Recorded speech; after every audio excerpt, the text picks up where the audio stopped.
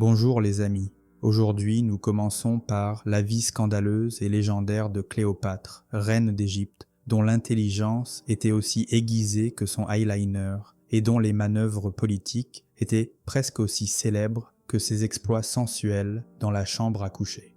Mais avant de commencer, prenez un moment pour laisser un pouce en l'air, vous abonner et écrire dans les commentaires d'où vous regardez et quelle heure il est chez vous.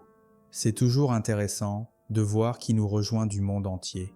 Et maintenant, plongeons ensemble dans notre voyage d'aujourd'hui. Commençons par les Ptolémées. C'était une famille royale, tellement dévouée à l'idée de préserver la pureté du sang qu'ils avaient pratiquement remplacé la piscine des rencontres par une flaque génétique. Cléopâtre est née dans cette dynastie somptueusement dysfonctionnelle où le mariage avec un frère n'était pas seulement légal, mais plutôt une tradition comme une fête d'enfants. Son père était Ptolémée X, surnommé Aulète, le joueur de flûte, ce qui, selon les historiens, était une façon polie de dire « roi médiocre, mais pas mal en soirée ». Quand son cher papa est mort, Cléopâtre a fait ce que faisait toute princesse ambitieuse dans une monarchie politiquement instable marquée par l'inceste. Elle a épousé son jeune frère, Ptolémée XI. Il avait environ 10 ans à l'époque, tandis que Cléopâtre était déjà adolescente. Ce n'était donc pas tant un mariage qu'une fusion d'entreprises hostiles avec un enfant de maternelle. Naturellement, cette corégence s'est effondrée plus vite qu'un char à une roue. Quand Cléopâtre est devenue trop indépendante, les régents de Ptolémée ont décidé qu'elle n'était plus nécessaire. Solution, l'exil, car rien ne montre mieux des relations fraternelles saines que d'être banni dans le désert. De retour sur le trône, Cléopâtre a épousé son prochain frère cadet, Ptolémée XIV, car elle semblait gravir l'échelle fraternelle comme une sorte de loto royal. Lui aussi est mort dans des circonstances mystérieuses, ce qui dans les chroniques royales signifiait généralement poison, trahison ou un incident très suspect impliquant des figues. Ainsi, elle a gouverné l'Égypte, portant des vêtements somptueux, se maquillant les yeux comme si elle était l'œil d'Horus vivant. Mais ethniquement, culturellement et linguistiquement, elle était à peu près aussi égyptienne qu'une soirée toga universitaire née romaine. Cléopâtre était une grecque macédonienne, descendante de Ptolémée Ier, l'un des généraux d'Alexandre le Grand, qui avait reçu l'Égypte après l'effondrement de l'Empire, comme un projet de groupe après le départ du leader. Les Ptolémées s'y sont installés, apportant leur vin, leur langue et un refus total de parler égyptien. Pendant 3 siècles, aucun dirigeant ptolémaïque n'avait même pris la peine d'apprendre la langue locale. On aurait pu penser qu'en 300 ans, quelqu'un aurait au moins appris à dire bonjour. Mais Cléopâtre était différente. Selon les témoignages, elle parlait au moins 9 langues, y compris l'égyptien. Ce n'était pas seulement de l'intelligence, c'était de l'ostentation. C'est comme être le seul à avoir vraiment lu les instructions et à mener toute la réunion dans la langue du stagiaire juste pour montrer du respect. Cela lui donnait un avantage politique colossal.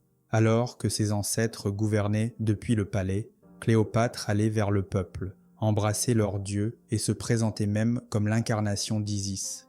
Et pas modestement ou par allusion, mais directement. Elle avait des temples, elle avait des pièces de monnaie. Elle disait « Je suis une déesse, maintenant apportez-moi mon eyeliner et appelez-moi divine ». Mais ne pensez pas que c'était purement spirituel.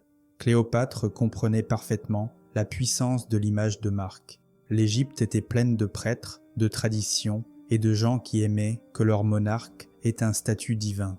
En soulignant cela, elle ne se vantait pas simplement, elle s'assurait le soutien des prêtres et la loyauté du peuple. C'était une stratégie géniale. Les Grecs la considéraient suffisamment grecque, les Égyptiens suffisamment égyptiennes, et les Romains voyaient en elle un problème avec un grand S, une séductrice. Cléopâtre ne se contentait pas de gouverner l'Égypte, elle dirigeait pratiquement un service clientèle multilingue. Selon les sources, elle parlait 9 langues, ce qui à cette époque était une véritable démonstration. La plupart des monarques parlaient à peine une langue, généralement le grec, et utilisaient des interprètes. Mais Cléopâtre était elle-même une interprète. Elle pouvait converser avec les Éthiopiens, débattre avec les Juifs, négocier avec les Parthes et, surtout, surpasser les politiciens romains dans leur propre langue. Si César pensait qu'elle lui murmurait des mots doux, il est tout à fait possible qu'elle énumérait simplement des stratégies militaires et se moquait des coiffures des généraux. Parmi ces langues, il y avait l'égyptien, le grec, l'arabe, l'hébreu, le parthe, le mède et quelques autres qui n'existent aujourd'hui que sur des cartes de bingo des langues mortes. Et oui, elle fut la première de sa dynastie macédonienne à même apprendre l'égyptien, bien que sa famille ait gouverné le pays pendant des siècles. Les Ptolémées précédents traitaient l'Égypte comme un grand Airbnb chaud. Mais Cléopâtre n'était pas simplement multilingue, elle était stratégiquement multilingue. Elle savait que rien ne gagne les cœurs plus rapidement que de s'adresser aux gens dans leur propre langue, qu'il s'agisse de prêtres, de diplomates ou de marchands d'épices aux moustaches suspectes. Cléopâtre avait toujours une boîte à outils linguistiques prête. Si elle vivait aujourd'hui, elle surpasserait facilement Google Translate et le ferait en talons hauts. Et honnêtement, quand on jongle entre frères, romains, assassins et complexes divins, c'est très pratique de pouvoir insulter quelqu'un en 9 langues différentes. Elle pouvait passer des mots doux aux mots dévastateurs dans la même phrase sans pause. Imaginez des négociations tendues. Un ambassadeur romain fait un commentaire insolent. Cléopâtre s'arrête, sourit poliment et répond en langue mède quelque chose comme « Dis à ton Sénat que je ne suis pas impressionné et ta toge a besoin d'un repassage. Micro lâché, micro multilingue. » Ce n'était pas seulement de la diplomatie, c'était du pouvoir. Les mots de Cléopâtre étaient des armes, tranchants, précis et toujours soutenus par un mouvement parfait de sourcils. Dans un monde où la plupart des dirigeants avaient besoin d'interprètes, Cléopâtre n'avait besoin que d'un auditoire. Et tandis que les Romains aimaient l'appeler sorcière, ce qui les effrayait réellement, c'était qu'elle pouvait conduire des discussions, des négociations, et même flirter sans qu'ils comprennent qui contrôlait vraiment la situation. Spoiler, c'était elle. Oui, le légendaire incident des perles. Un moment de l'histoire où richesse, ego et chimie se sont rejoints dans l'expérience scientifique la plus somptueuse. Pline l'Ancien, auteur romain qui documentait tout, des volcans à l'âge des éléphants avec une précision douteuse, en parle. Mais si cette histoire est vraie, et disons qu'elle l'est parce qu'elle est amusante, Cléopâtre aurait un jour parié avec Marc-Antoine qu'elle organiserait le banquet le plus coûteux de l'histoire. Marc-Antoine, commandant romain qui savait vaincre des armées, mais pas son appétit malsain, accepta le défi. Cléopâtre acquiesça calmement, comme le font ceux qui s'ennuient et qui ont à leur disposition la moitié du PIB du monde antique. Le lendemain, elle servit un repas simple, rien d'extraordinaire. Marc-Antoine leva un sourcil. C'est le banquet le plus cher, c'était presque comme une salade César, mais sans la marque. Alors Cléopâtre, sans ciller, sortit l'une de ses légendaires boucles d'oreilles en perles, énormes, parfaites et aussi précieuses qu'un royaume entier, et la jeta tranquillement dans un verre de vinaigre. Le vinaigre ancien était si fort qu'il pouvait nettoyer une armée de poux, éroder les mauvaises décisions et apparemment les perles. Avec un peu de patience et beaucoup d'effets dramatiques, la perle se dissout. Cléopâtre but le tout. Oui, elle a bu une perle précieuse en regardant directement dans les yeux. On dit que la deuxième boucle d'oreille a été sauvée avant qu'elle ne puisse la boire aussi. Probablement parce que quelqu'un a réalisé qu'il ne voulait pas être connu comme le serviteur qui avait laissé la reine boire un bijou. C'était de la science. Techniquement, oui. Le carbonate de calcium des perles réagit avec l'acide acétique. Était-ce hygiénique? Probablement pas. Mais était-ce la confirmation que Cléopâtre était indéniablement la reine du drame, du spectacle et de l'ostentation financière? Absolument. Par ce geste, elle n'avait pas simplement gagné un pari. Elle avait affirmé que pour elle, les objets de valeur inestimable n'étaient que des ornements pour boissons. Que Rome pouvait conquérir l'Égypte, mais jamais surpasser sa grandeur, et le pauvre Marc-Antoine a perdu. Donc vous pensez que vos soins de la peau sont sophistiqués parce que vous utilisez un rouleau de jade et 3 types de sérum? Cléopâtre aurait ri, puis se serait baignée dans du lait d'ânesse et aurait appliqué du mascara fait de scarabées broyés, avant de vous transformer en parfum.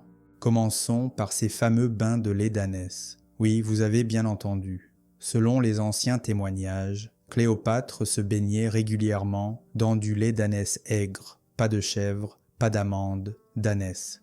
Pourquoi spécifiquement ce lait? Parce qu'il contient de l'acide lactique qui exfolie doucement la peau et, apparemment, laisse un éclat de demi-dieu. On dit que Cléopâtre gardait des centaines d'ânesses en permanence juste pour que le lait ne manque jamais. Imaginez être un âne royal dans l'Égypte ancienne. Vous ne portez pas de grains, vous ne tirez pas de briques, vous donnez simplement du lait pour le bain de la reine. Quel CV! Mais elle ne s'arrêtait pas là.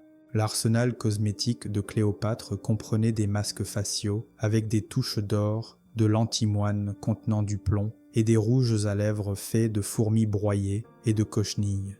Car rien ne crie la grandeur royale comme le fait de se mettre des insectes sur le visage et de prétendre que c'est du luxe. Ses parfums étaient faits sur mesure, ses perruques étaient importées et coiffées, ses ongles étaient peints au henné à la perfection. Cléopâtre avait transformé la beauté en un outil de gouvernance et son apparence était devenue une arme. Elle n'utilisait pas simplement des cosmétiques, elle élevait l'attrait au rang de stratégie, comme un général avec son épée. Et bien sûr, il y avait les onguents, les huiles et les pâtes. Elle adorait l'huile d'amande, l'eau de rose et la résine d'encens. En substance, si ça poussait, exsudait des jus ou brillait, ça finissait sur son visage. Les maîtres de beauté anciens devaient l'adorer. La facture seule aurait pu couvrir les fondations d'une pyramide. Mais il ne s'agissait pas seulement d'être belle, au sens moderne. Cléopâtre utilisait la beauté comme une tactique. Chaque goutte de lait d'ânesse, chaque œil fardé, chaque souffle parfumé était conçu pour contrôler la pièce et parfois toute la République romaine. Son apparence n'était pas vanité, mais politique. Imaginez être un ambassadeur romain montant à bord de sa barge dorée flottant sur le Nil. Elle est dans l'image d'Isis, sentant comme un jardin et vous regardant à travers les yeux d'une déesse vieille de 3000 ans. Vous auriez probablement signé l'accord immédiatement et donné tous vos mots de passe. Donc oui, sa routine beauté aurait pu mettre en faillite un petit État, mais finalement, Cléopâtre elle-même le pouvait aussi. Quand Jules César a vu Cléopâtre pour la première fois, il ne s'attendait certainement pas à trouver une reine enveloppée dans un tapis comme un cadeau de fête. Mais Cléopâtre ne connaissait pas les entrées ennuyeuses. Elle a inventé la révélation dramatique des siècles avant les émissions de télé-réalité et les trappes secrètes. C'était en 48 avant notre ère. César venait d'entrer dans le centre du chaos royal. Ptolémée XI, le jeune frère de Cléopâtre et son corégent, pas très gentil, avaient essayé de l'éliminer du trône. Cléopâtre, au lieu d'envoyer un parchemin ou d'engager un avocat, s'est cachée dans un tapis et s'est ainsi introduite dans le palais de César. Voilà ce que j'appelle du charisme portable. Quand le tapis s'est déroulé et que la reine d'Égypte en est sortie, majestueuse, parfumée et pas du tout déconcertée, César a probablement fait ce que tout général romain expérimenté aurait fait, cligner des yeux plusieurs fois, essayer de ne pas avoir l'air étonné et tomber immédiatement sous son charme. Et ne vous y trompez pas, Cléopâtre ne séduisait pas simplement un homme, elle recrutait un empire. Leur alliance était à la fois romance et politique. Cléopâtre avait besoin de la puissance romaine pour stabiliser son règne. César avait besoin du grain égyptien, de l'accès à la mer et, soyons honnêtes, d'un scandale exotique pour diversifier son CV rempli de toges. Ils ont scellé leur alliance à l'ancienne manière éprouvée. Une croisière privée sur le Nil avec une escorte militaire, un luxe excessif et une représentation complète du spectacle. Regardez comme nous sommes riches. Cléopâtre recevait César sur une barge si luxueuse que les sénateurs romains s'inquiétaient rien qu'à l'idée des impôts.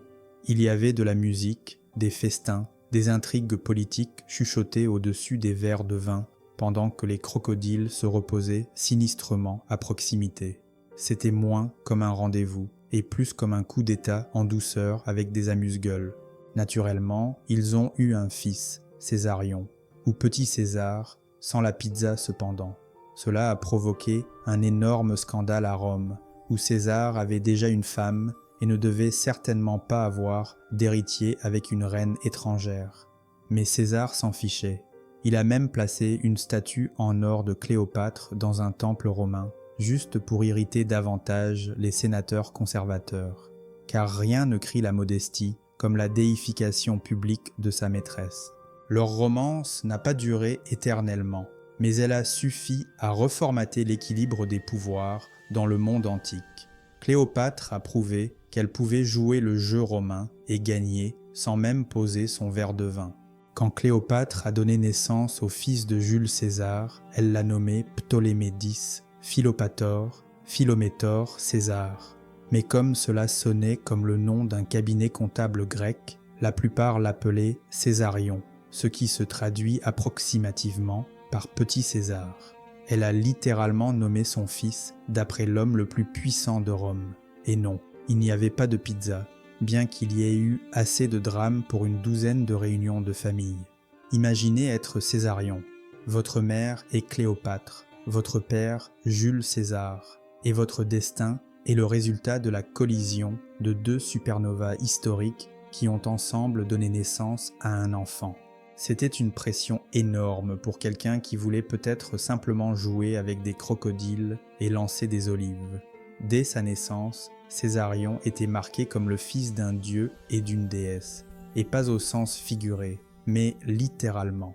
Cléopâtre se représentait déjà comme Isis, et César à Rome était vénéré comme une divinité. Donc oui, Césarion était divin par défaut. Essayez de surpasser ça lors de la journée des métiers. Cléopâtre insistait sur sa légitimité. Il n'était pas seulement son fils, il était son co-régent. Il portait officiellement le titre de roi des rois, bien qu'il puisse à peine tenir un sceptre sans essayer de le mordre. Pendant ce temps à Rome, la situation était tendue. César n'a jamais officiellement reconnu Césarion comme son fils. Peut-être parce que reconnaître un héritier royal égyptien tout en dirigeant une république pleine de sénateurs en colère n'était pas très judicieux. Spoiler, cela ne l'a pas aidé de toute façon. Le Sénat lui a infligé 23 coups de couteau. Maintenant, Césarion était resté, peut-être divin, mais certainement sans père. En grandissant, Cléopâtre le présentait comme l'avenir d'un empire romano-égyptien unifié, ce qui était à peu près aussi délicat que de déclarer la guerre via une plateforme de défilé. Elle frappait des pièces avec leur visage, l'habillait en tenue royale complète et le présentait comme le véritable héritier de Jules César, ce qui, si vous vous posez la question, irritait considérablement l'héritier romain de César, Octavien, qui deviendra bientôt Auguste. Cela ne pouvait pas bien finir pour Césarion, mais Cléopâtre ne jouait pas les petites mises. Toute sa stratégie consistait à créer une dynastie égyptienne capable de survivre aux trahisons romaines. Et Césarion était son ticket d'or, ou du moins un enfant avec les photos d'enfance les plus dangereuses de l'histoire. Si Cléopâtre avait eu Instagram, sa photo sur un yacht aurait cassé l'algorithme. Ce n'était pas une femme qui faisait les choses à moitié, surtout quand il s'agissait des faits maritimes.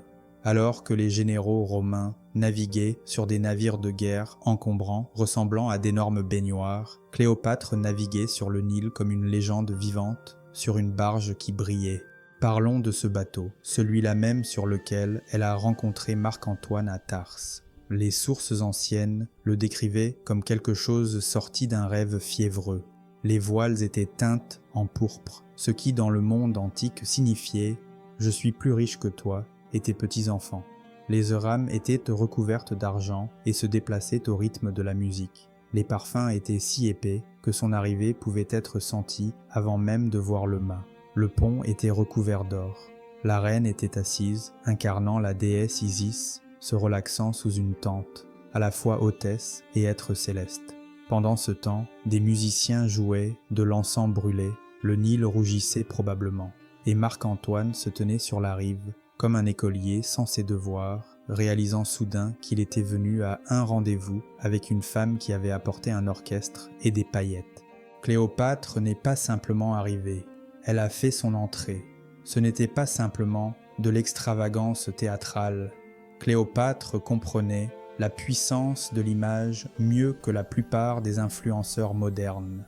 La barge était une machine de propagande flottante. Son but n'était pas de flirter. Elle rappelait à Antoine et à tous les présents qu'elle n'était pas simplement une reine régionale. Elle était l'Égypte, elle était divine. Elle apportait des parfums à une bataille d'épée et gagnait. Même les Romains, connus pour leur allergie au luxe, étaient à la fois horrifiés et fascinés. Plutarque ne pouvait pas se taire sur son apparition. C'était la façon de Cléopâtre de dire « Vous avez un Sénat, mais j'ai des paillettes, une stratégie et une entrée cérémonielle qui frappent plus fort que vos légions. Et soyons honnêtes, ça a marché. » Antoine est passé de héros romain à prince consort dans les bras de Cléopâtre.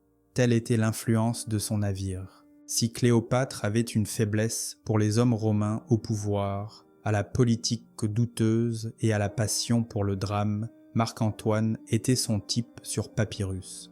Après que Jules César eut quitté ce monde dans un tourbillon de poignards et d'exclamations latines, Cléopâtre s'est retrouvée veuve au moment le plus inopportun et politiquement vulnérable. Alors qu'a-t-elle fait? Elle a cherché un autre Romain avec des ambitions, une force militaire et un niveau de détermination semblable à celui d'un centaure ivre. Et voilà qu'apparaît Marc-Antoine. Antoine n'était pas un homme subtil. Une fois, il a essayé de boire plus qu'une montagne, et ses toges, disait-on, étaient dangereusement courtes. Mais il avait du pouvoir, était populaire auprès de l'armée et apparemment vulnérable aux femmes avec du drame et des bateaux. Cléopâtre l'a invité à Alexandrie. Il est arrivé prêt pour la diplomatie.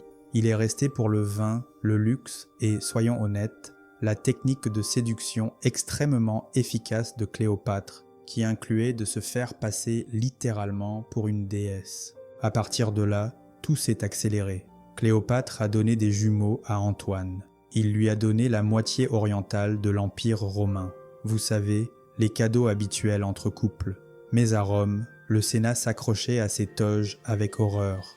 Antoine était déjà marié à Octavie, la sœur d'Octavien, futur Auguste, et la quitter pour Cléopâtre n'était pas un roman passionné, mais un scandale international avec des noyaux d'olive. Les amants ne se murmuraient pas simplement des mots doux, ils ont créé un club de fêtards inimitable, qui ressemble à une société de soutien pour les maladies du foie, mais était en réalité leur somptueuse société de beuverie. Les membres portaient des costumes, organisaient des festins sauvages et se défiaient apparemment avec des exploits absurdes. Cléopâtre a un jour parié qu'elle dépenserait 10 millions de sesterces pour un seul dîner, a dissous une perle inestimable dans du vinaigre et l'a bu juste pour prouver qu'elle le pouvait. Oui, nous l'avons déjà mentionné, mais franchement, cela vaut la peine d'être répété.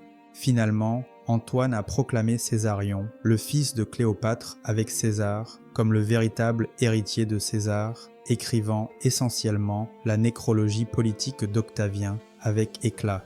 Octavien a répondu en accusant Antoine d'être asservi par une séductrice orientale, car les hommes romains ne sont jamais responsables de leurs propres décisions. C'est toujours la faute de l'eyeliner féminin. Ensuite est venue une lente marche vers la guerre, la chute légendaire des amants, et la plus ancienne version du statut, c'est compliqué. Mais jusqu'à la fin amère, Cléopâtre et Antoine ont régné comme des dieux, aimés comme des stars, fait la fête comme si leur empire n'avait pas de date d'expiration. Avant que les étagères de duty-free ne soient remplies de parfums de célébrités, il y avait Cléopâtre, la véritable reine égyptienne des parfums. Mais contrairement aux pop stars d'aujourd'hui qui promeuvent l'odeur de la sueur et de l'ambition, les parfums de Cléopâtre étaient une affaire sérieuse. Elle ne mettait pas simplement son nom sur une bouteille, elle a littéralement construit un empire. Commençons par la maison des parfums d'Enguédi, près de la mer Morte. On pense que Cléopâtre possédait ou soutenait financièrement ce complexe de parfumerie qui se spécialisait dans les arômes exotiques de plantes, de résines et de tout ce qui pouvait faire sentir les gens comme une divinité bien huilée. Les archéologues ont découvert des cuves de distillation, des récipients en argile et des presses, essentiellement une version antique du laboratoire des parfums célèbres sans filtre Instagram. Son parfum préféré était le parfum mandésien, un mélange épicé riche en cannelle qui, selon la légende, faisait faiblir les sénateurs romains aux genoux et remettait en question les vœux des eunuques. Ce n'était pas une simple odeur de bain, sa création prenait des mois. Il était affiné comme un vin coûteux et coûtait probablement assez cher pour nécessiter une petite dot juste pour l'essayer. Cléopâtre ne se baignait pas simplement dedans, elle en était littéralement imprégnée de la tête aux pieds. Les sources écrivent qu'elle imprégnait même les voiles de parfum avant de rencontrer Marc-Antoine, car, bien sûr, qu'elle arrivait séduisante sans que le Nil ne sente la cannelle conquise. Mais il ne s'agissait pas seulement des arômes. Dans l'Égypte ancienne, les parfums signifiaient le pouvoir, les odeurs étaient sacrées, les dieux avaient leurs propres arômes signatures. Les prêtres utilisaient des parfums dans les rituels. Cléopâtre ne jouait pas avec le luxe, elle s'en armait. Et n'oublions pas l'aspect séduction. Cléopâtre comprenait ce que c'est chaque méchante de film respectable. Si tu entres dans une pièce et qu'elle sent meilleure grâce à toi, tu as déjà gagné. Combiné à sa barge dorée, ses vêtements divins et ses compétences linguistiques, Cléopâtre n'était pas simplement une reine, mais une expérience sensorielle. Oui, vous avez bien entendu. Pendant que César conquérait la Gaule et qu'Antoine se remettait de ses gueules de bois au vin, Cléopâtre écrivait un manuel de beauté. Car pourquoi ne pas gouverner un royaume, commander une flotte, séduire des empereurs et devenir en même temps la première gourou de beauté au monde? Le livre cosmétique de Cléopâtre, aujourd'hui perdu, probablement à cause de la censure romaine ou d'un moine en sueur qui ne savait pas comment manipuler le papyrus, contenait selon les rumeurs des recettes pour les soins de la peau, les teintures capillaires, les parfums et même des remèdes contre la calvitie, ce qui pourrait expliquer pourquoi Jules César restait près d'elle. Ce n'était pas simplement un projet de vanité. Dans le monde ancien, les cosmétiques étaient à la fois médecine, magie et théâtre politique. Les yeux soulignés n'étaient pas seulement séduisants, mais protégeaient aussi contre le mauvais œil et les rayons du soleil. La couleur des lèvres indiquait le statut. L'huile pour les cheveux était à la fois sensuelle et hygiénique, ou du moins une alternative moins horrible. Cléopâtre ne gardait pas ses secrets. Son livre était scientifique, basé sur les traditions égyptiennes, grecques et même indiennes. Elle mélangeait des excréments de crocodile avec du miel, comme un ancêtre impie du brillant à lèvres, une alchimiste royale avec de l'eyeliner. Et tandis que les influenceurs modernes craignent la culture de l'annulation, Cléopâtre diffusait des recettes d'eyeliner à base d'amandes carbonisées, de graisse animale et de poudre de plomb. Oui, cela pouvait donner un éclat, mais aussi peut-être provoquer un empoisonnement au plomb. Mais la beauté exige des sacrifices, surtout en 40 avant notre ère. Le livre contenait également des recettes d'aphrodisiaques, car Cléopâtre comprenait bien le pouvoir d'une graine de grenade servie au bon moment. Si vous pensez que tout cela ressemble à un mythe, non. Des auteurs romains comme Galien et Pline faisaient référence à ces remèdes. Ces formules ont été étudiées, copiées et transmises par les élites pendant des générations. Vous êtes vraiment une légende si la recette de votre baume à lèvres survit jusqu'à l'époque byzantine. Pourquoi écrivait-elle ce livre ? Probablement parce qu'elle était assez intelligente pour comprendre que le contrôle de l'apparence est une autre forme de démonstration de pouvoir.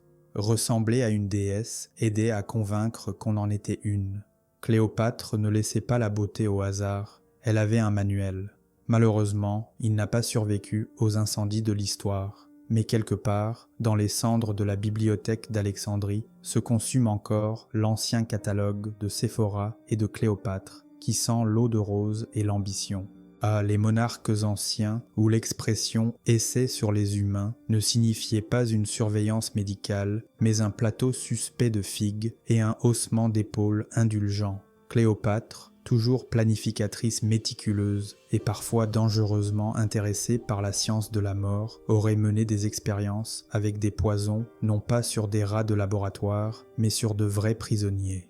Pensez-y, alors que les reines modernes s'inquiètent des taux d'approbation et de la bonne poignée de main, Cléopâtre semblait essayer de déterminer quel poison tue le plus élégamment. La ciguë trop lente, l'aconite trop dramatique, le venin de serpent prometteur mais nécessitant plus de tests. Selon les sources romaines, qui adoraient assaisonner leurs récits de calomnie, Cléopâtre ordonnait qu'on donne aux prisonniers diverses substances toxiques et observait attentivement les résultats. Le but n'était pas la cruauté pure, du moins pas entièrement, mais la recherche de la façon la plus indolore et esthétique de mourir. Car s'il y a quelque chose de pire que la mort, c'est de mourir disgracieusement sous les yeux des conquérants romains. Certaines toxines provoquaient des convulsions, d'autres défiguraient. L'une faisait rire la personne avant de mourir, ce qui créait probablement de la confusion dans les protocoles post-mortem. Cléopâtre prenait des notes et sans jeu de mots, choisissait très sérieusement sa stratégie de départ raffinée. Ce n'était pas seulement une question de mort. Le poison, comme le parfum, était un autre outil de pouvoir, que ce soit pour éliminer un rival ou pour que sa dernière sortie soit digne d'un Oscar. Cléopâtre voulait être informée. Elle n'allait pas laisser son héritage à la merci d'un poisson mal préparé ou d'un assassin maladroit. Ces histoires étaient-elles exagérées par les chroniqueurs romains? Peut-être, les Romains avaient l'habitude de transformer les femmes complexes en fables moralisatrices, mais compte tenu de l'intelligence de Cléopâtre, de sa curiosité scientifique et de son besoin d'être 5 pas devant ses ennemis, cela ne semble pas tout à fait improbable. Donc oui, tandis que d'autres monarques goûtaient le vin, Cléopâtre testait la belladone pour son équilibre. Qui d'autre pouvait à la fois gouverner un pays et diriger un laboratoire de toxicologie vivant? L'histoire peut lever un sourcil sceptique, mais Cléopâtre voulait simplement avoir des options. Après tout, s'il faut mourir, mieux vaut le faire magnifiquement, silencieusement et avec la même maîtrise théâtrale avec laquelle elle gouvernait les empires et naviguait sur le Nil dans des barges imprégnées de parfums. Ah oui, le grand final, l'image qui a inspiré des milliers de tableaux de la Renaissance et pas moins de costumes d'Halloween. La reine d'Égypte, allongée sur des coussins de soie, pressant doucement un aspic contre sa poitrine. Mais cette histoire, de serpent au sein, est peut-être plus une fiction qu'un fait fatal. Démêlons cela. La théorie de l'aspic provient principalement d'historiens romains, les mêmes qui trouvaient plus intéressant de décrire Cléopâtre comme une méchante séductrice plutôt que d'admettre qu'elle était plus intelligente que la plupart de leur sénat. Selon leur version, elle a fait entrer un cobra égyptien venimeux dans un panier de figues, car quoi de mieux pour symboliser un suicide royal qu'une collation pratique, l'a laissé la mordre et est morte gracieusement, sans griffure, désordre ou grimace étrange, très propre, très dramatique, très improbable. Parlons logistique. Les cobras sont connus pour leur désobéissance. Ils voyagent mal dans des paniers. Ils ne mordent pas toujours sur commande. Et même quand ils mordent, le venin agit pendant des heures, voire des jours. C'est très inconvénient si vous planifiez un suicide synchronisé avec 2 servantes dévouées. Imaginez-les assises à attendre. Ça a fait effet? Je commence à avoir l'air pâle. Certains historiens pensent que Cléopâtre aurait pu s'empoisonner à la place, en utilisant l'une des formules à action rapide qu'elle avait testées sur les malheureux prisonniers. Vous vous souvenez du chapitre 12 sur ces charmantes expériences? Quelque chose comme une infusion d'opium et d'aconite aurait agi plus rapidement, plus proprement et de manière plus contrôlée. Moins cinématographique, certes, mais beaucoup plus pratique. Et puis, il y avait le facteur romain. Octavien, plus tard connu sous le nom d'Auguste, avait tout intérêt à ce que la mort de Cléopâtre paraisse être son propre choix tragique. Cela clôturait proprement l'affaire, évitait une exécution publique sanglante et lui permettait de parader ses enfants déshonorés comme des trophées. Et tout cela sans paraître trop cruel. Mais que se passerait-il si elle avait été tuée? empoisonnée ou aidée à partir par l'un des hommes d'Octavien? Nous ne le saurons jamais. Si l'histoire est écrite par les vainqueurs, alors les relations publiques de Cléopâtre étaient plutôt une campagne de dénigrement, écrite en majuscules par des Romains très rancuniers. Après sa mort, Octavien, futur Auguste, empereur et vengeur professionnel, avait un problème. Cléopâtre n'était pas simplement une reine étrangère, elle était une figure politique, une menace pour Rome et, pire encore, une femme qui ne connaissait pas sa place. Et Rome ne tolérait pas cela. Alors qu'a fait Octavien? Il a réécrit l'histoire. Dans sa version, Cléopâtre n'était pas une érudite, une stratège et une diplomate multilingue. Non, elle est devenue une séductrice manipulatrice qui utilisait le sexe comme une arme d'État et se baignait probablement dans le parfum et les mensonges. Et Marc-Antoine n'était qu'un homme impuissant sous ses charmes étrangers, car, bien sûr, aucun homme romain fort ne pouvait être attiré par elle pour d'autres raisons que la sorcellerie. Il est impressionnant de voir à quel point Rome a essayé d'effacer ou de déformer son héritage.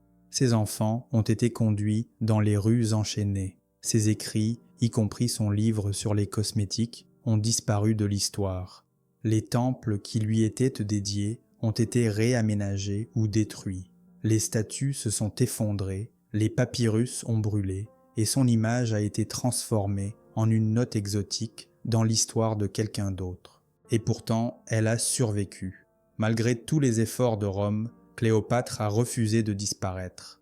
Elle est restée dans les murmures, dans l'art, dans les plaintes trop détaillées des historiens romains.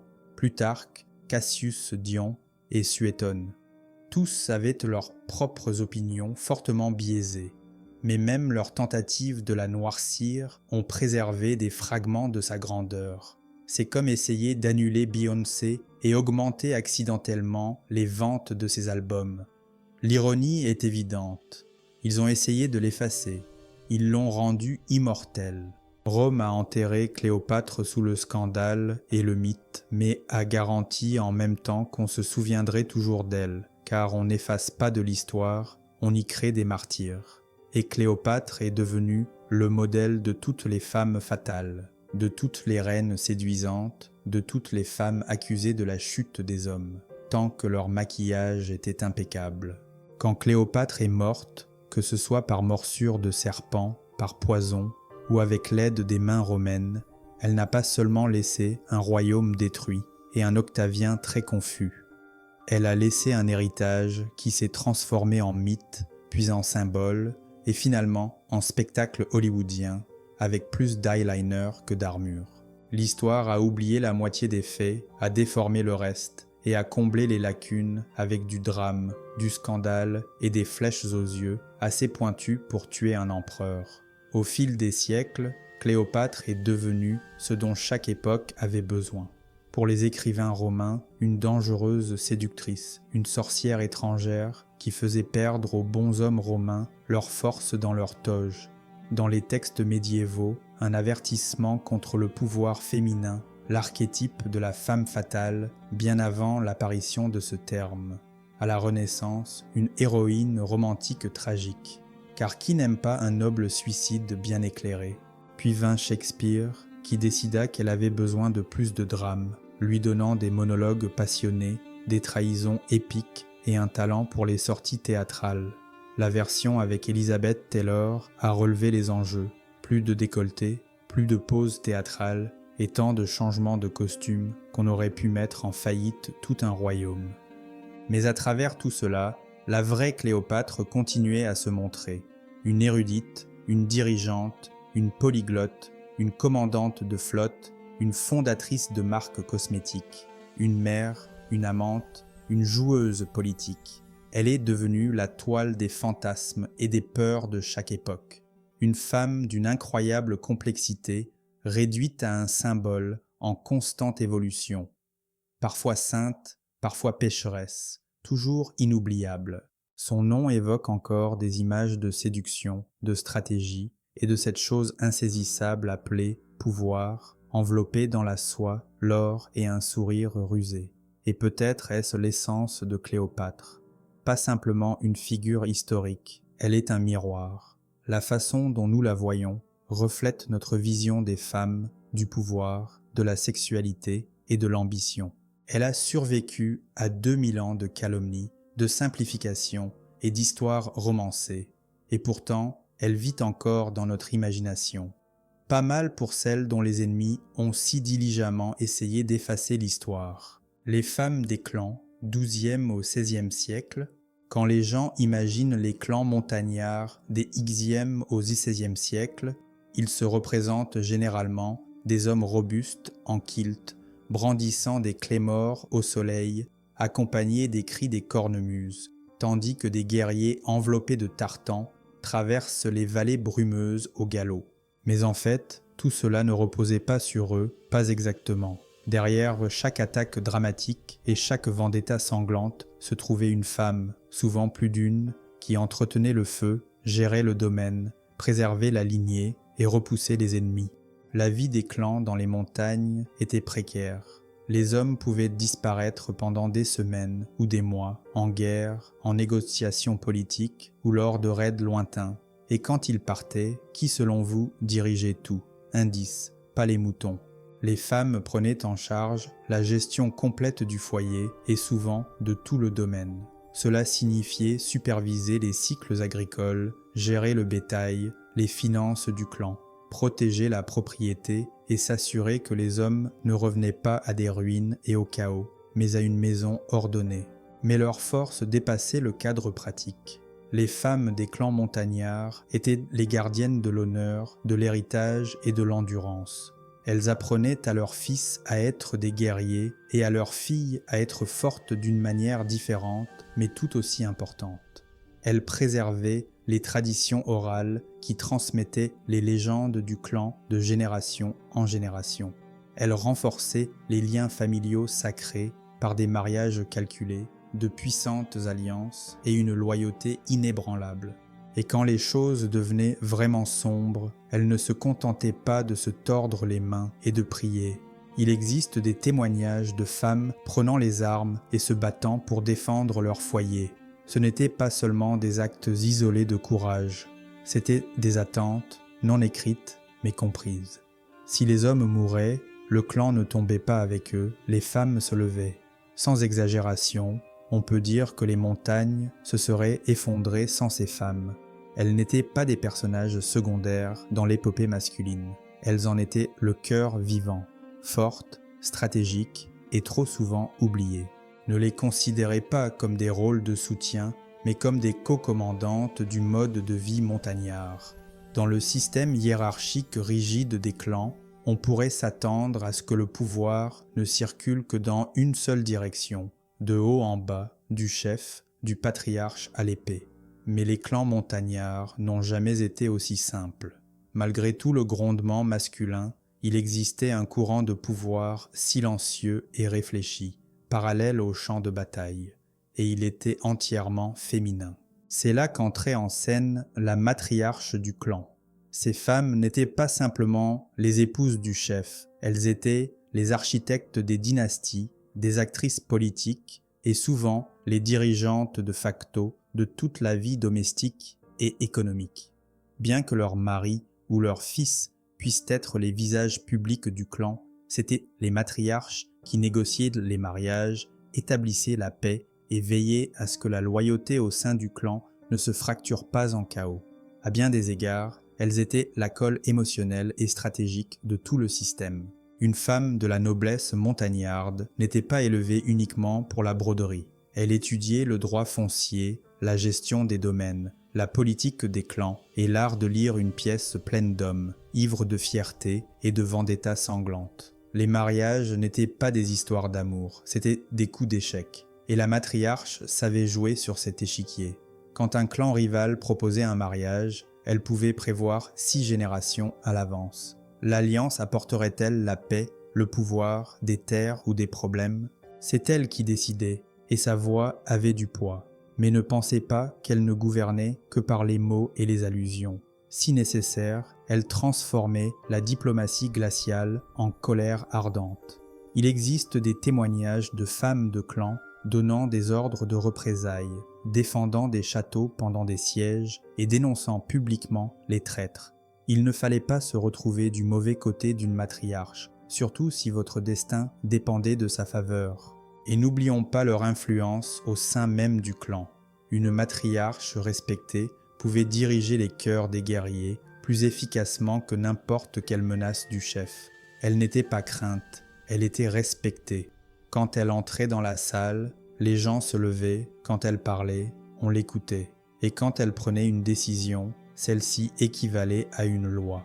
Dans un monde de guerriers, où l'on commerçait avec l'acier et où l'orgueil pouvait déclencher une guerre, les femmes des montagnes avaient entre leurs mains un pouvoir bien plus dangereux, la durabilité.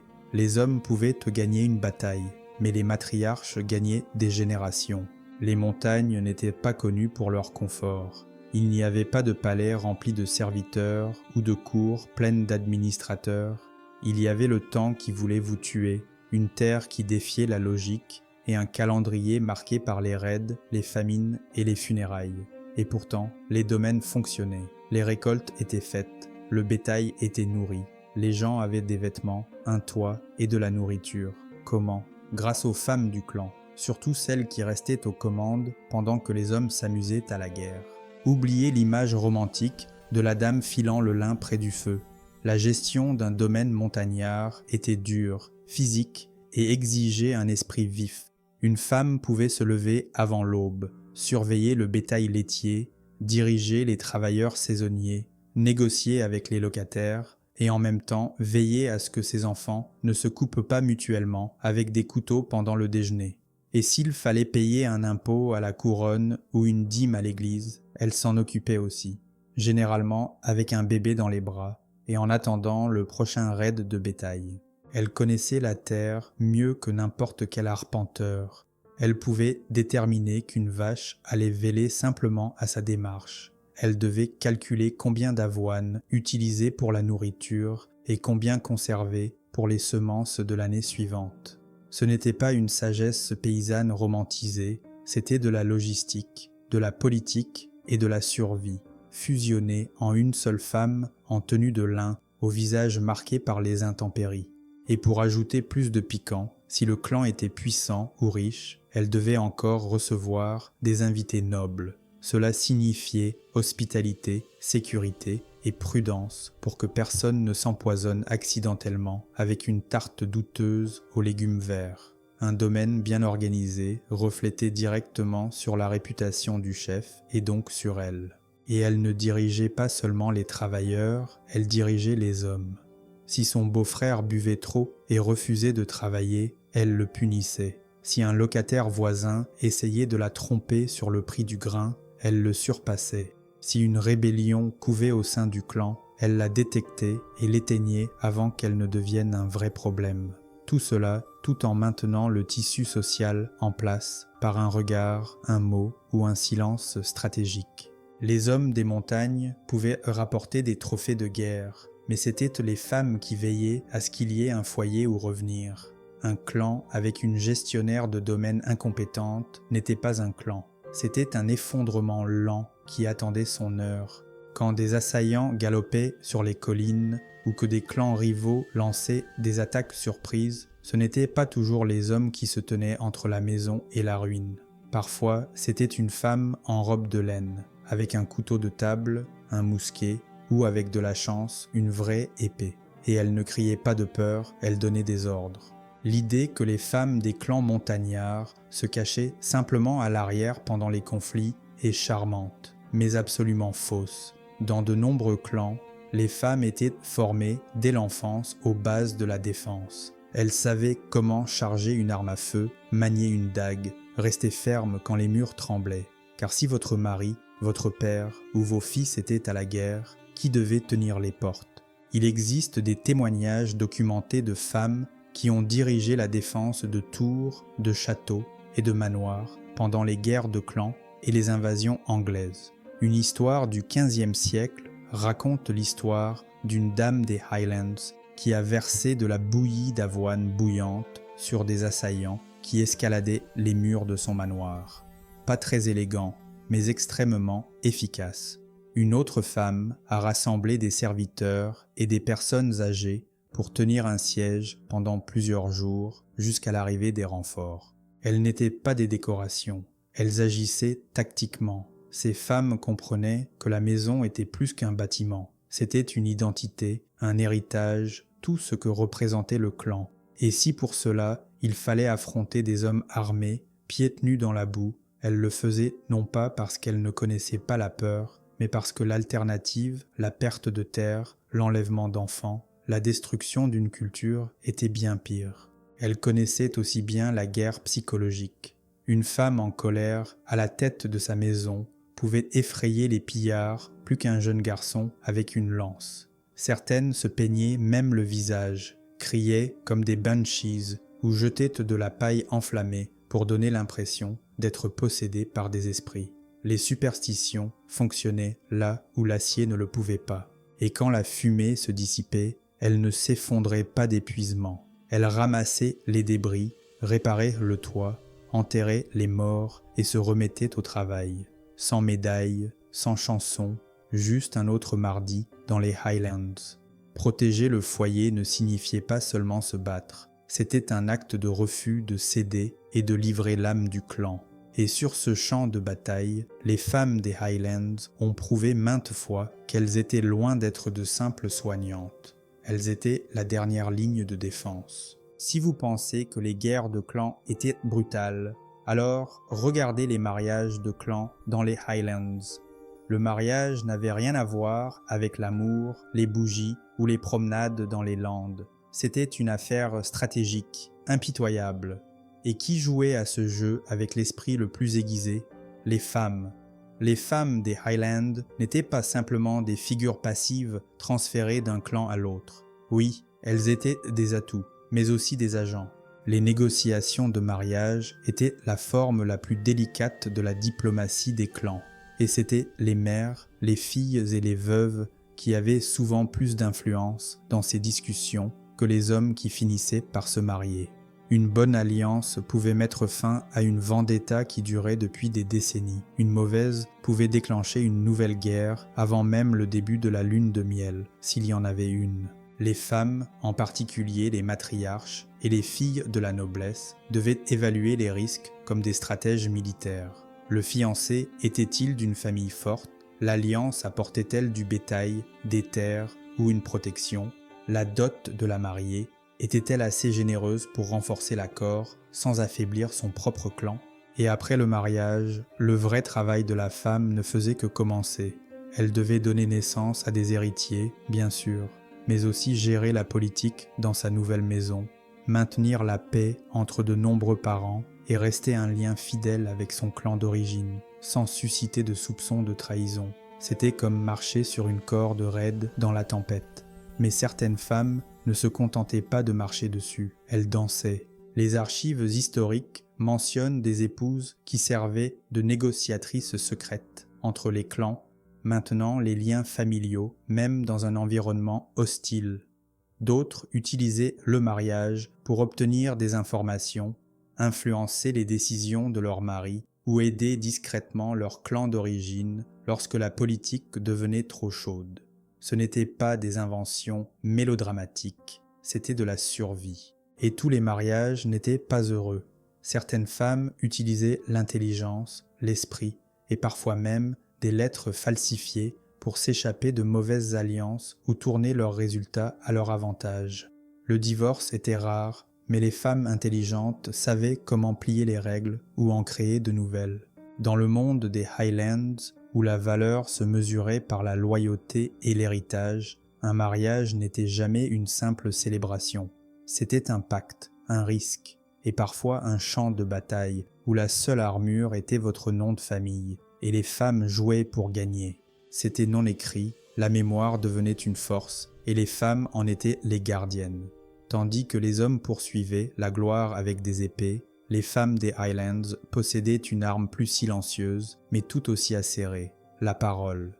À travers des histoires, des chansons, des berceuses et des lamentations, elles préservaient l'âme du clan. Et dans les montagnes, où la tradition orale façonnait l'identité, ce n'était pas une bagatelle. Dès l'enfance, on enseignait aux filles les récits des ancêtres, non pas simplement pour divertir, mais comme une carte vivante des valeurs du clan, de ses vendettas, de ses victoires, de ses trahisons et de ses serments sacrés. Ces récits n'étaient pas de vaines paroles autour du feu. Ils étaient la constitution non officielle. Oubliez un nom ou une ancienne offense, et quelqu'un pourrait mourir lors du prochain raid de bétail, simplement parce que vous n'avez pas rappelé qui avait offensé qui en 1447. Les femmes chantaient de ces histoires à leurs enfants, les transmettaient de génération en génération, les portaient dans leur mémoire quand elles fuyaient la guerre ou la famine. Elles étaient les gardiennes des généalogies, des accords oraux et des histoires édifiantes. Certaines devenaient des bardes professionnels ou des seanachis, des historiens oraux, particulièrement dans les régions de langue gaélique.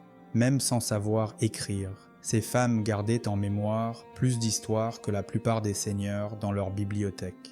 Mais elles savaient aussi quand il valait mieux se taire. Les femmes des Highlands maîtrisaient parfaitement l'art du silence stratégique. Dans un monde rempli d'espions, d'alliances précaires et de rumeurs dangereuses, savoir quoi ne pas dire et quand pouvait sauver des vies. Un mot imprudent lors d'une beuverie pouvait ruiner une alliance fragile. Un lapsus pendant la prière pouvait éveiller des soupçons. Un silence n'était pas une faiblesse, c'était une compétence de survie. Et quand venait le chagrin, les femmes pleuraient à haute voix, Kaoaniad. La lamentation était un rituel brut et perçant de deuil, souvent dirigé par les femmes. Ce n'était pas simplement des pleurs, c'était une performance, une protestation et une purge émotionnelle. Ces cris pouvaient faire trembler la vallée, effrayer le bétail et rappeler au monde qu'une personne importante était tombée. C'était à la fois un deuil et une création de mythes.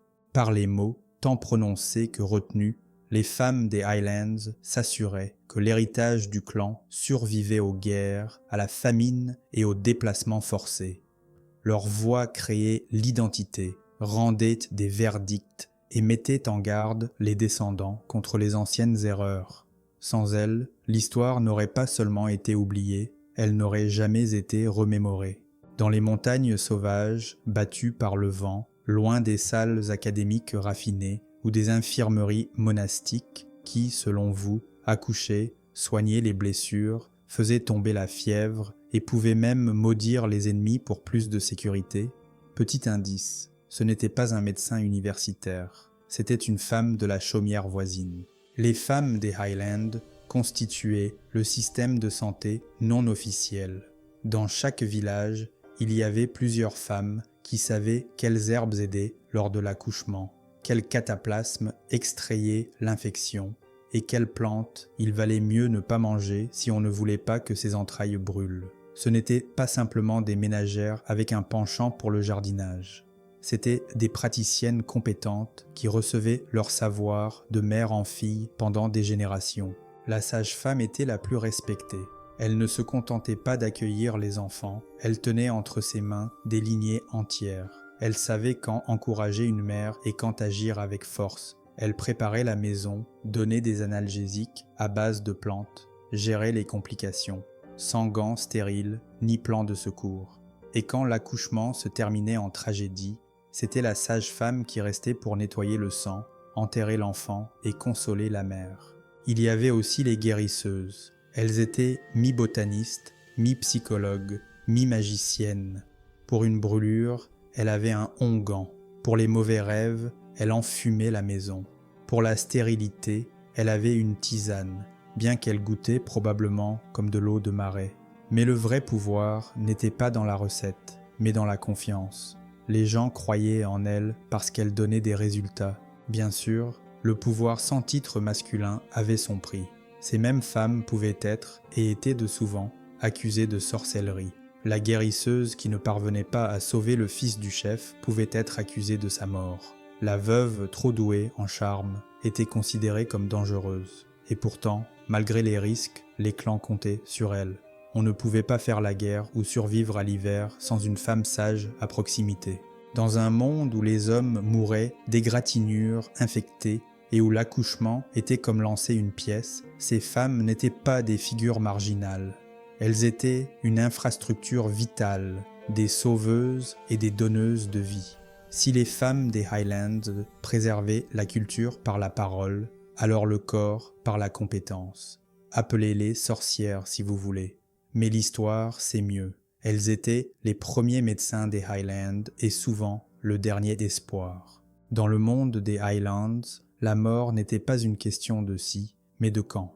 La vie de clan menait inévitablement au conflit, et le conflit signifiait que les hommes mouraient jeunes. Mais quand un homme mourait au combat ou de maladie, l'histoire de sa veuve ne s'arrêtait pas là. En fait, c'est là que commençait la partie la plus intéressante. On n'attendait pas des femmes des Highlands qu'elles s'enferment dans un deuil silencieux.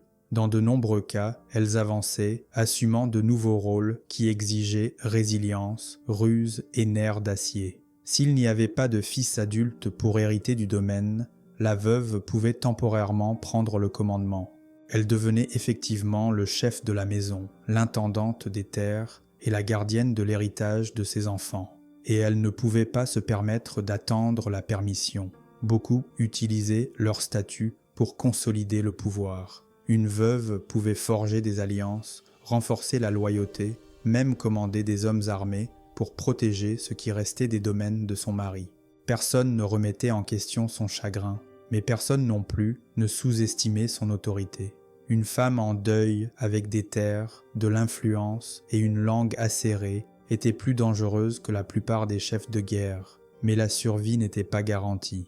Une veuve restait vulnérable politiquement, économiquement et même physiquement. Des clans hostiles pouvaient la voir comme une cible facile. Des parents ambitieux du côté de son mari pouvaient essayer de la déshériter.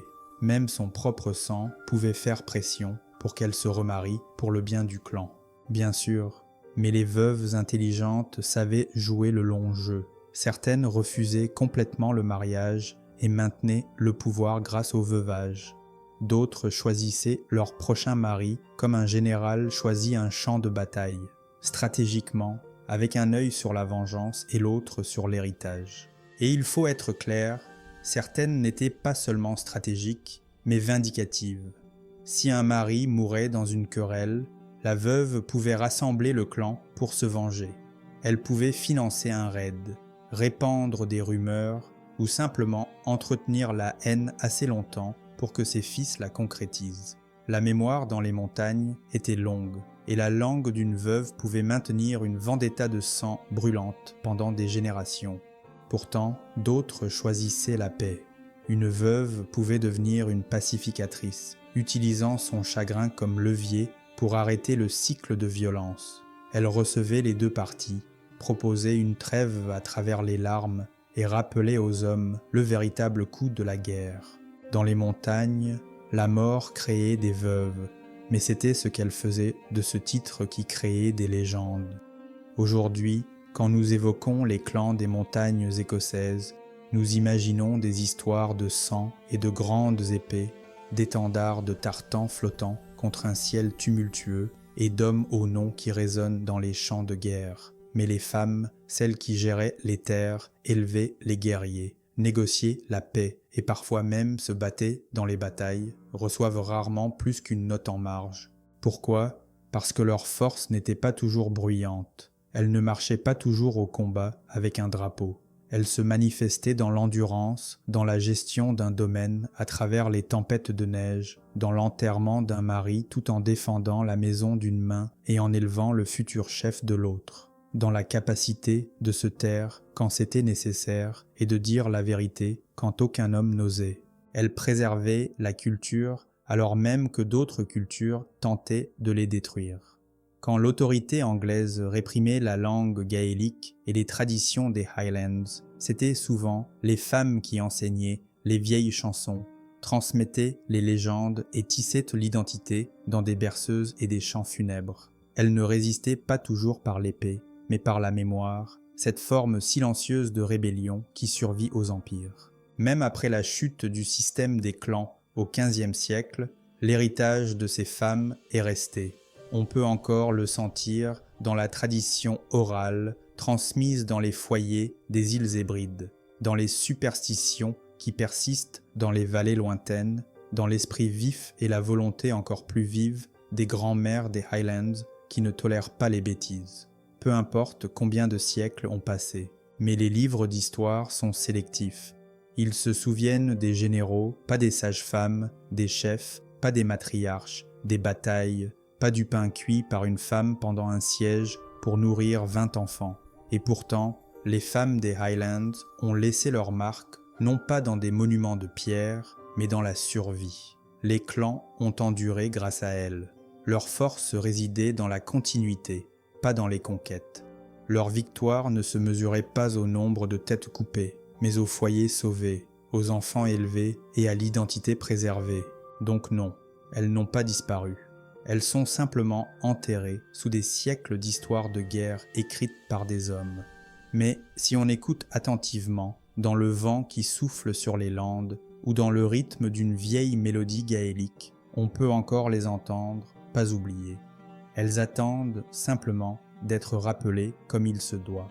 Imaginez que vous entrez dans une grande salle éclairée par la lumière vacillante des torches et l'éclat des lustres de cristal. Dans l'air flotte l'arôme du faisan rôti, de la cannelle et de la fleur d'oranger. Sur les murs sont suspendues des tapisseries, témoins silencieux de l'événement, et des coupes à bord dorées attendent d'être remplies de doux vins siciliens. Ce n'était pas un dîner, c'était une déclaration. Et dans les cours de la Renaissance italienne, votre assiette en disait plus sur le pouvoir que n'importe quelle couronne. Les banquets des cours italiennes n'étaient pas seulement destinés à nourrir les estomacs, c'étaient des spectacles soigneusement planifiés. L'élite dirigeante, les Médicis à Florence, les Este à Ferrare, les Sforza à Milan, utilisaient leurs salles à manger comme des scènes. Chaque table, chaque ingrédient exotique, chaque plat servi dans une séquence parfaite, murmurait une chose: nous sommes riches, nous sommes cultivés, et il vaut mieux ne pas plaisanter avec nous. Être invité à un banquet de cour était un honneur, un signal de statut et en même temps une épreuve. Tout était codé. S'asseoir trop loin de l'hôte, c'était être en disgrâce. Boire excessivement, c'était devenir une menace. Louanger le mauvais plat, c'était offenser un allié politique. Ces repas étaient des négociations, des alliances et des pièges diplomatiques nappés de sauce. Même le mobilier avait de l'importance. Les longues tables de banquet étaient souvent disposées pour refléter la hiérarchie. Les invités les plus influents étaient assis plus près de l'hôte, les moins importants progressivement plus loin. Derrière, des musiciens jouaient, des serviteurs en livrée brodée se déplaçaient comme des ombres, formés à ne pas parler sans permission. Et puis, il y avait le spectacle. Des plats en forme de créatures mythiques, des oiseaux vivants s'envolant de tartes, des feux d'artifice entre les services. Et si la nourriture semblait bizarre, les divertissements impressionnaient encore plus. Danseurs, bouffons, poètes. Chaque performance était conçue pour souligner la grandeur et la puissance de l'hôte. Mais sous le sucre et l'apparat se cachait toujours un agenda. Ces banquets pouvaient marquer une alliance matrimoniale, sceller une trêve ou subtilement humilier un rival. Le banquet ne concernait pas la nourriture, mais le message. Si vous pensez que le menu d'un banquet italien de la Renaissance n'était qu'une question de goût, vous vous trompez. Chaque plat à la table de la cour était un coup calculé, un message comestible, créé pour impressionner, intimider, flatter ou provoquer. La cuisine était riche non seulement en saveurs, mais aussi en symboles, en politique et en propagande. Prenons par exemple un plat de cygne rôti au safran et au clou de girofle. Ce n'était pas simplement un dîner, c'était un message. Le safran était transporté par des routes commerciales dangereuses depuis l'Est, les clous de girofle d'île que la plupart des gens n'auraient pas pu trouver sur une carte. Mais l'oiseau suggérait que l'hôte possédait des terres avec des lacs, ce qui signifiait argent et influence. Une telle assiette parlait plus fort que n'importe quelle conversation. La séquence des plats était également stratégique. Les repas commençaient souvent par des plats légers et délicats, des salades d'agrumes, des soupes d'amandes, pour préparer le corps selon la théorie humorale de la santé. Puis venaient les viandes rôties, délicatement assaisonnées d'épices, suivies de fruits confits, de vin, de poires au vin, de tartes au fromage.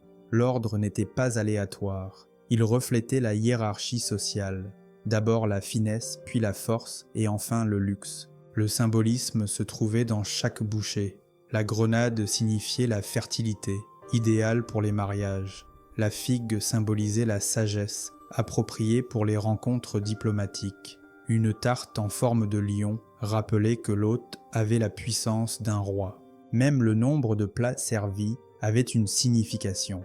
Les nombres impairs étaient considérés comme raffinés, les pairs trop simples. Un banquet de 13 plats était une démonstration d'excès créatif. La vraie magie résidait dans la diversité. Le sucré et le salé étaient souvent combinés dans un même plat, défiant les papilles gustatives des invités et démontrant le cosmopolitisme de la cuisine. Des plats comme du rôti avec du sucre et de la cannelle ou du poisson aux cerises n'étaient pas une coïncidence, mais intentionnels, destinés à surprendre et à montrer que l'hôte pouvait se permettre de gaspiller des épices coûteuses juste pour jouer avec les saveurs. Chaque bouchée soulignait le message. L'hôte n'est pas simplement riche, il est mondain, instruit et raffiné. Un marchand pouvait payer pour une bonne nourriture, mais seul un souverain pouvait servir une métaphore enveloppée dans de la pâte, enduite de diplomatie et assaisonnée de pouvoir. Dans les salles resplendissantes de la Renaissance italienne, la cuisine n'était pas simplement un lieu de travail, c'était un laboratoire de spectacle. Et l'homme à la louche n'était pas simplement un cuisinier, c'était un artiste culinaire, un symbole de statut et parfois une arme politique. Ces cuisiniers n'étaient pas des paysans qui remuaient des marmites dans l'ombre, c'étaient des célébrités de leur époque, amenées de France, d'Espagne ou du Proche-Orient, selon les goûts à la mode. Les nobles italiens rivalisaient férocement pour attirer les meilleurs cuisiniers dans leur cuisine. Un cuisinier célèbre pouvait élever le prestige d'une famille plus rapidement que n'importe quel chevalier. La formation était rigoureuse. Certains apprentis apprenaient auprès de maîtres dans les cours, d'autres venaient de milieux d'apothicaires où ils étudiaient non seulement l'association des saveurs, mais aussi la manipulation des 4 humeurs corporelles, chaud, froid, humide et sec. Ce n'était pas simplement une question de goût, mais de santé, de science, de présentation et de séduction dans une seule assiette. Et il y avait aussi des défis logistiques, car la plupart des palais italiens n'avaient pas de cuisine à côté de la salle à manger.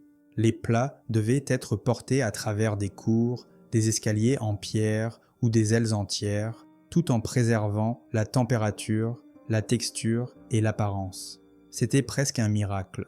Ainsi, les cuisiniers devaient être à la fois ingénieurs, généraux et perfectionnistes absolus. Ils collaboraient également avec d'autres artistes. Des sculpteurs sculptaient des formes pour les statues en sucre.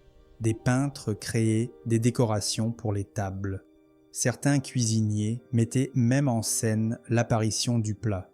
Par exemple, apporter la tête d'un sanglier rôti sur un plateau d'argent au son des trompettes. Ce n'était pas un dîner, c'était un drame. Les cuisiniers les plus ambitieux publiaient des livres de cuisine non pas pour les lecteurs ordinaires, mais comme des cartes de visite pour des mécènes nobles. Bartolomeo Scapi, cuisinier personnel du pape Pie V, a écrit un ouvrage en 6 volumes qui couvrait tout, des techniques de pâtisserie aux illustrations d'ustensiles de cuisine. Ce n'était pas simplement de la nourriture, c'était du capital intellectuel. Le repas de cour était un spectacle, et le cuisinier en était le metteur en scène. Tandis que ducs et cardinaux complotaient à table, ils dirigeaient depuis le foyer, utilisant ail, poudre d'or et foie d'oie pour façonner l'ambiance politique. Un cuisinier en tablier pouvait créer ou détruire une dynastie avec une sauce. Dans les cours de la Renaissance italienne, le dessert n'était pas la fin du repas, c'était le point culminant. Sa tâche n'était pas simplement d'adoucir le goût, mais d'impressionner, d'étonner les ambassadeurs et de murmurer « Nous sommes des dieux à cette table ». les sculptures en sucre entraient en scène. Le sucre au XVe et XVIe siècle était un produit coûteux, presque mythique. Il était importé de l'Est ou de coûteuses entreprises coloniales, raffiné par des méthodes complexes et gardé comme un trésor. Utiliser du sucre pour construire, pas pour manger, c'était le summum du luxe. Les cours italiennes ont pris cette idée et l'ont poussée à l'extrême. Dans les banquets d'élite, il était courant de voir des tours créées en pâte de sucre et massepain, des châteaux avec des ponts-levis, des temples romains, des navires avec des voiles comestibles, des scènes allégoriques entières avec des animaux, des dieux et des créatures mythiques. Un banquet de la famille Est aurait inclus tout un champ de bataille en sucre avec des guerriers, des arbres et un dragon que les invités mangeaient après le repas avec une fascination macabre. Ces créations n'étaient pas seulement une démonstration d'excès, elles racontaient des histoires. Un lion en sucre vainquant une licorne pouvait symboliser une victoire politique. Un jardin en massepain honorait une alliance matrimoniale. Les invités passaient plus de temps à déchiffrer le symbolisme qu'à mâcher. Et c'est exactement ce que l'hôte voulait. C'était de la propagande comestible. En même temps, elles étaient interactives. Les invités étaient invités à briser les sculptures, comme une partie du divertissement. Détruire un chef-d'œuvre qui goûtait l'amande et le miel devenait un spectacle. C'était une consommation théâtrale, un art qu'on pouvait avaler. Même les couleurs avaient une importance. Le sucre était coloré au safran, au jus de betterave ou au pigment de lapis lazuli. Certaines statues étaient recouvertes d'or comestible, d'autres légèrement brûlées pour un effet dramatique. C'était un spectacle culinaire où le cuisinier agissait comme un artiste décorateur. À une époque avant Instagram, c'est ainsi qu'on faisait parler de soi. Les ambassadeurs écrivaient chez eux à propos des merveilles en sucre de Florence ou de Naples. Les ambassadeurs s'émerveillaient, les enfants regardaient avec émerveillement, et les ennemis, probablement, paniquaient silencieusement. Car si un duc pouvait se permettre de dépenser tant de sucre pour une statue de Griffon dévorant un taureau, imaginez ce qu'il pouvait se permettre de dépenser d'autres. Dans les cours de la Renaissance italienne, la distance parcourue par un ingrédient déterminait directement sa valeur et son prestige. Servir quelque chose d'étranger signifiait non pas simplement de l'audace, c'était du théâtre politique. Un seul plat pouvait dire « Mon influence est mondiale ». Ma richesse n'a pas de frontières, et rien n'excitait autant les appétits de cour que les excès importés. Les épices étaient à l'avant-garde. Poivre noir, cannelle, noix de muscade et clous de girofle étaient parmi les marchandises les plus convoitées en Europe. Et ce n'était pas sans raison. Elles devaient être transportées à travers déserts, montagnes et océans. Souvent, elles passaient par les mains de dizaines de marchands, chacun ajoutant sa marge. Au moment où un clou de girofle arrivait sur une table florentine, il pouvait coûter au poids de l'argent. Et pourtant, la noblesse l'utilisait généreusement, en saupoudrant abondamment l'agneau rôti ou en l'ajoutant au vin. Car quoi de mieux pour démontrer la richesse que de la manger? Et il n'y avait pas que les épices. Cédrat de Sicile, orange de la péninsule ibérique, dattes d'Afrique du Nord et sucre du Levant étaient des invités habituels aux tables de l'élite. Même le riz, oui, le riz, dans certaines régions d'Italie, était considéré comme exotique, surtout s'il était servi avec du lait d'amande et de l'eau de rose. Un tel plat ne nourrissait pas simplement, il vous faisait sentir comme un sultan. Le poisson était un autre indicateur de statut. Les courtisans vivant loin de la mer faisaient d'énormes efforts pour servir à un banquet des anguilles, des esturgeons ou des dorades. Et tout cela frais, notez bien, ce qui nécessitait un système complexe de conservation, des courriers rapides et un personnel de cuisine bien payé. Pour l'hôte, cela signifiait une chose, la victoire. Si je peux conquérir la mer et l'amener à ma table, suggérait le plat, que puis-je conquérir d'autre? Et puis, il y avait les délicatesses importées vraiment étranges, œufs d'autruche, ambre, même des citrons enveloppés de soie. Tous n'étaient pas savoureux, certains étaient valorisés uniquement pour leur rareté et leur étrangeté. Apprécier le goût n'était pas obligatoire, l'essentiel était de voir. Bien sûr, cette obsession de l'exotisme ne concernait pas seulement la gastronomie, mais l'empire. Plus l'origine d'un plat était lointaine, plus l'hôte paraissait puissant. Une tranche de gingembre confit était une déclaration. Je commerce avec ces mondes dont vous avez seulement lu. Dans ces cercles de cour, la nourriture n'était pas saisonnière ou locale, elle était mondiale. Et si vous ne pouviez pas vous le permettre, vous ne méritez pas de vous asseoir à cette table. Dans l'Italie de la Renaissance, les négociations les plus importantes n'avaient pas toujours lieu dans les hôtels de ville. Elles se déroulaient un verre à la main et une caille glacée sur l'assiette.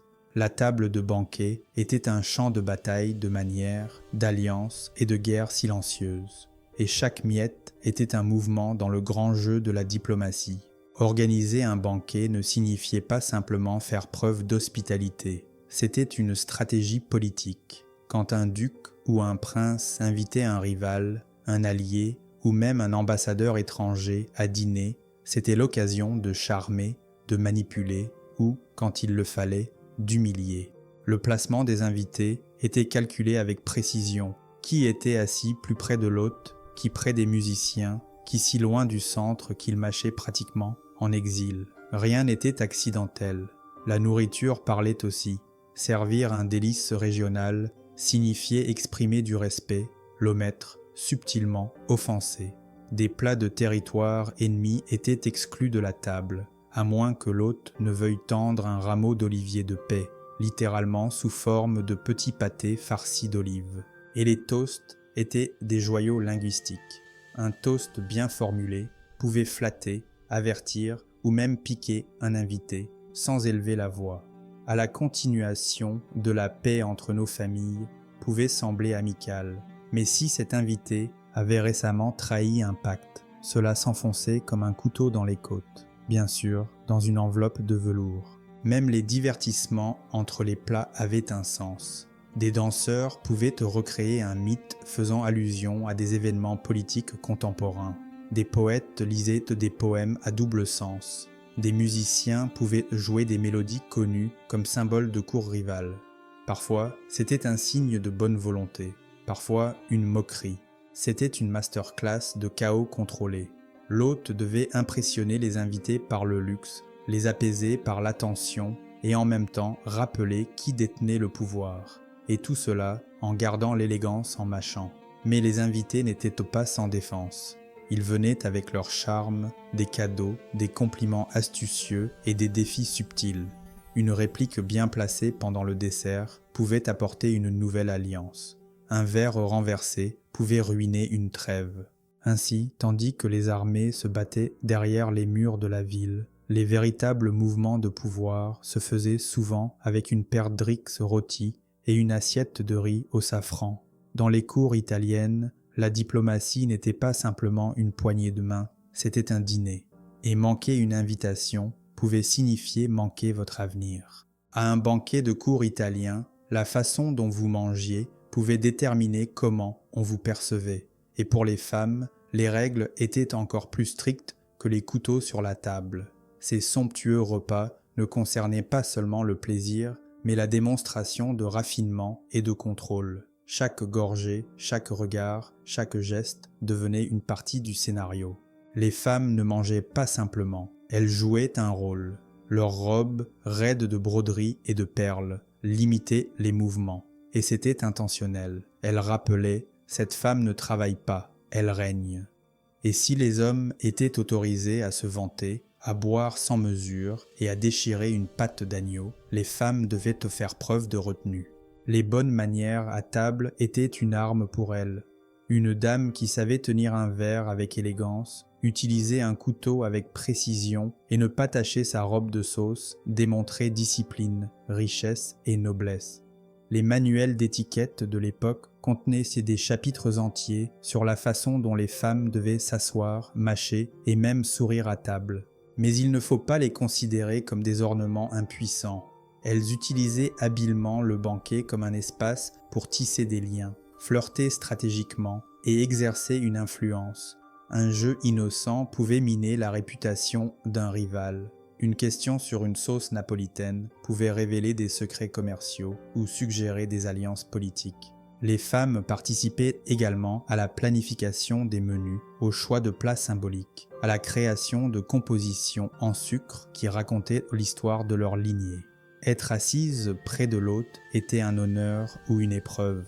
Être assise près d'un ambassadeur signifiait devenir une diplomate non officielle entre des morceaux de coin. En bref, les femmes à la table du banquet ne mangeaient pas simplement, elles performaient. Et dans un monde où le silence pouvait être une stratégie et une gorgée de vin changeait une impression, l'art de manger était un outil de survie, la grâce n'était pas une option, c'était une armure. Si vous entriez à un banquet d'une cour italienne, en espérant trouver de la nourriture et une conversation polie, un choc vous attendait. C'étaient des spectacles pour tous les sens. Un véritable banquet de la Renaissance était théâtral, surréaliste, parfois absurde. Et c'était précisément le but. Le spectacle commençait bien avant que le premier plat ne soit servi. Les invitations étaient rédigées avec des ornements poétiques, des trompettes annonçaient l'arrivée des invités de haut rang. L'entrée dans la salle ressemblait à une entrée en scène. Les invités étaient à la fois acteurs et publics dans un drame soigneusement mis en scène du prestige. La nourriture aussi jouait un rôle. Les rôtis étaient apportés sur des palanquins dorés, accompagnés d'enfants déguisés en anges. Une tarte pouvait exploser en oiseau ou en un nuage de parfum. Les musiciens pouvaient synchroniser la présentation des plats avec le rythme des chansons. Des forteresses de dessert étaient bombardées par des canons en sucre. Les intermèdes entre les services comprenaient des acrobates, des poètes, des acteurs masqués qui chuchotaient des nouvelles aux invités. Même le service était un art. Des tables en forme de zodiaque, des tissus avec des motifs brodés, des plats disposés selon des cartes politiques. Et pour terminer, la scène finale.